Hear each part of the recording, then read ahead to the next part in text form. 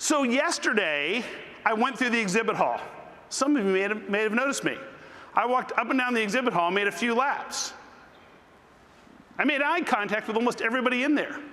And one person actually stepped up and introduced herself to me.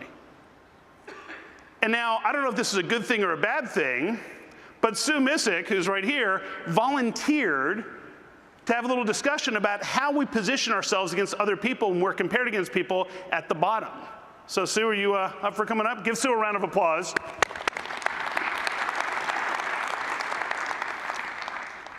You get microphone 7, it's very special. Okay. All right, thank you. Thanks for coming up. Thank you very much. All right, so I was talking to Sue yesterday, and I was asking her about this in terms of the different levels of capabilities they offer. So first, give everybody just a brief overview of what you guys do in the 316 space. So my company's NPPG Fiduciary Services, and we are a full scope 316 fiduciary that tacks on to a retirement plan and takes the responsibility and liability off of the plan sponsor. Perfect. So that's in essence what she does. And now we're going to kind of pivot this to make sure that we're delivering a message that helps those clients who aren't getting the same breadth of services that they offer, to help them see the difference. See, when your client or prospect, when they don't know the difference between what you offer and what other people offer, whose fault is that? Is it their fault or is it our fault? It's our fault, right? Which is, by the way, good news, because if it was their fault, there's not much we can do about it. But when it's our fault, we can fix it. So when we talked yesterday, you mentioned that there are basically people at like 3 different levels as we discussed this. So at the bottom level, what type of services do those people provide? Those are 316-like services, or light, L-I-K-E, okay, or L-I-T-E. Sure. So people who are operating and performing 316 services, but they're not taking a shift in the liability, okay, or maybe taking a shift in 1 or 2 liabilities, but not really providing liability coverage for the plan sponsor. Perfect. So it's people who are providing similar service to that, maybe not the full breadth. Now, at the next level, so we'll call that kind of the effective or base level. At the next level, we'll call that kind of the enhanced level. Right. What kind of services might those people provide?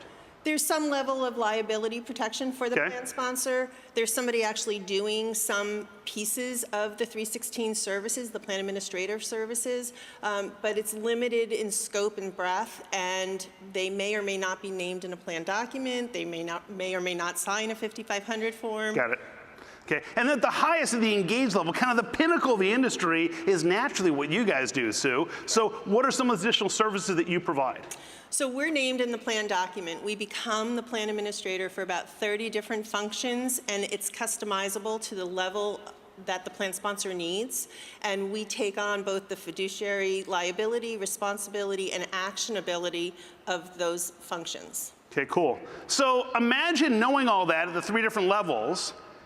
If now, when Sue goes to meet with somebody and they say, well, we're interested in your services, if Sue said to them, well, gee, when our clients come to us for these types of 316 services, they're usually looking for a relationship at 1 of 3 levels. At the basic kind of effective level, they're looking for somebody who really is just going to provide some level of responsibility and kind of help to almost cross the T's, dot the I's for them. At the next level, it might be somebody who's also doing some third-party administration, things like that, and takes on a little more liability. At the top is a vendor who's fully engaged with your board, with people who have responsibility today, to shift that responsibility as much as we can to us, to actually be in the plan documents, to make sure that we're taking responsibility for the TPA financial advisor to make sure everyone's in compliance. So which level are you looking for today?